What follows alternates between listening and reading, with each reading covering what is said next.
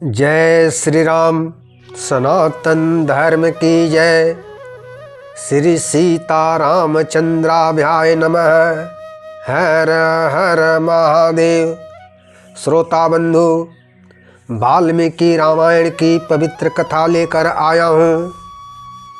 महर्षि विश्वामित्र के यज्ञ की रक्षा करके कृतकृत्य हुए श्री राम और लक्ष्मण ने उस यज्ञशाला में ही वह रात बिताई। प्रातःकाल दोनों भाई प्रातःकाल के नियम से निवृत्त होकर महर्षि विश्वामित्र जी तथा अन्य ऋषियों के पास गए।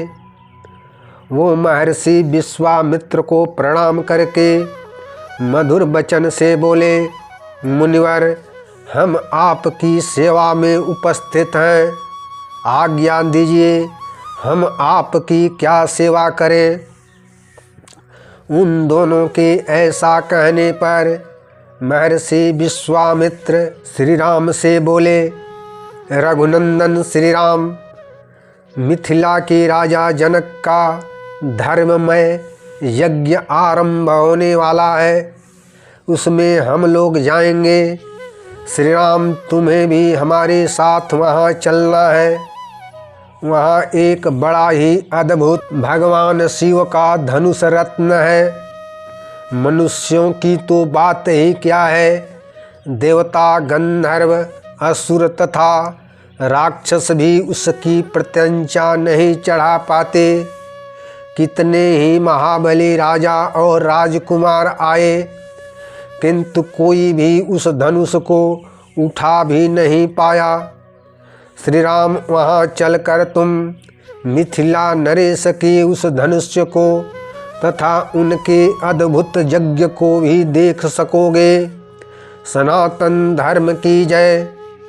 श्रोता बंधु, मैं पंडित गोपाल जी तिवारी सत्य सनातन ज्ञान संगम चैनल से प्रभु श्री राम के चरणों में नमन करते हुए चैनल पर सभी श्रोता बंधुओं का स्वागत करता हूँ।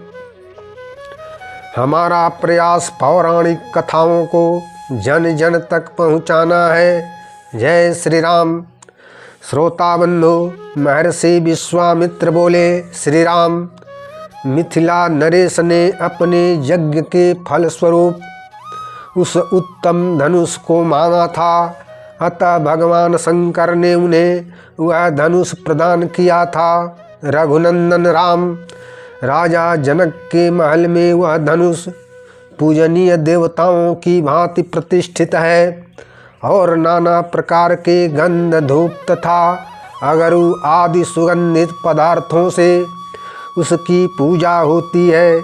ऐसा कहकर मुनिवर विश्वामित्र ने वन देवताओं से आज्ञा ली और ऋषि मंडली तथा राम लक्ष्मण के साथ वहाँ से प्रस्थान किए।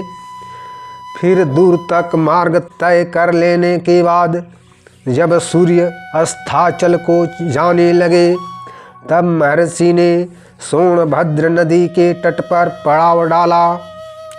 स्नान करके उन सब ने अग्निहोत्र कार्य पूर्ण किया। तत्पश्चात महातेजस्वी श्री राम ने तपस्या के धनी महर्षि विश्वामित्र से पूछा, भगवान, यह हरे भरे वन से सुशोभित देश कौन सा है। महर्षि विश्वामित्र ने कहा, श्री राम, पूर्व काल में कुश नाम वाले एक राजा थे। विदर्भ देश की राजकुमारी उनकी पत्नी थी। उनके 4 पुत्र हुए। उनके नाम कुशाम्ब, कुशनाभ, आसुरदजस तथा वसु थे। राजा कुशनाभ ने प्रजा रक्षण रूप अपने सत्यवादी पुत्रों से कहा, पुत्रों, प्रजा का पालन करो, इससे तुम्हें धर्म का पूरा पूरा फल प्राप्त होगा। महाराज कुश की बात सुनकर राजकुमारों ने अपने लिए पृथक पृथक नगर का निर्माण कराया। राजकुमार कुशाम्ब ने कौशाम्बी नगरी बसाई कुशनाभ ने महोदय नामक नगर का निर्माण कराया। राजकुमार असुरदस ने धर्माण्य नामक श्रेष्ठ नगर बसाया तथा राजा बसु ने गिरिब्रज नगर की स्थापना की। राजा बसु की गिरिब्रज नामक राजधानी बसुमती के नाम से प्रसिद्ध हुई। इसके चारों ओर 5 श्रेष्ठ पर्वत सुशोभित होते थे। श्री राम, इस नगर में बहने वाली सोन नदी महात्मा बसु से संबंध रखती है। यह नदी दक्षिण पश्चिम से आकर पूर्वोत्तर दिशा की ओर प्रवाहित हुई है। श्री राम, राजर्षि कुशनाभ ने घृताक्षी अप्सरा के गर्भ से 100 उत्तम कन्याओं को जन्म दिया। वे सब की सब कन्याएं रूप लावण्य से सुशोभित धीरे धीरे युवा अवस्था को प्राप्त हुई। एक दिन वस्त्र और आभूषणों से विभूषित होकर वे सभी राजकन्याएं उद्यान भूमि में आकर शोभा पा रही थी।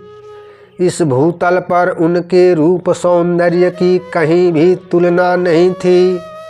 उस समय उन सब राजकन्याओं को देखकर सर्वस्वरूप वायु देवता ने उन कन्याओं से इस प्रकार कहा, सुंदरियों, मैं तुम सबको अपनी प्रेयसी के रूप में प्राप्त करना चाहता हूँ। तुम सब मेरी भार्याएं बनोगी। अब मनुष्य भाव का त्याग करो और मुझे अंगीकार करके देवांगनाओं की भांति दीर्घ आयु प्राप्त कर लो।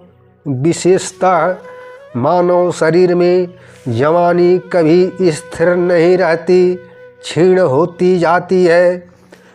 वायुदेव का यह कथन सुनकर वे 100 कन्याएं अवहेलना पूर्वक हंसकर बोली, समस्त प्राणियों के प्राणवायु के रूप में विचरण करने वाले वायुदेव, आप सबके मन की बातें जानते हैं। हमारे मन में आपके प्रति कोई आकर्षण नहीं है। ऐसी दशा में यह अनुचित प्रस्ताव करके आप हमारा अपमान किस लिए कर रहे हैं। वायुदेव, हम सब की सब राजर्षि कुशनाभ की कन्याएं हैं। देवता होने पर भी आपको श्राप देकर वायु पद से भ्रष्ट कर सकती हैं। हम लोगों पर हमारे पिताजी का प्रभुत्व है। वे हमारे लिए सर्वश्रेष्ठ देवता हैं। पिताजी हमें जिसके हाथ में दे देंगे वही हमारा पति होगा। उन कन्याओं की बात सुनकर वायुदेव अत्यंत कुपित हो उठे। वे उनके भीतर प्रविष्ट होकर उनके सब अंगों को मोड़कर टेढ़ा कर दिया। वे सब कन्याएं कुंवारी हो गई। वे भय से व्याकुल हो उठी। वायुदेव के द्वारा कुंवारी की हुई उन कन्याओं ने राजभवन में प्रवेश किया। उनके नेत्रों से आंसुओं की धाराएं बहने लगी। अपनी प्यारी पुत्रियों को कुब्जता के कारण अत्यंत दयनीय दशा में पड़ी देखकर राजा कुशनाभ घबरा गए और बोले, पुत्रियों, किसने तुम्हें कुंवारी बना दिया जिससे तुम तड़प रही हो।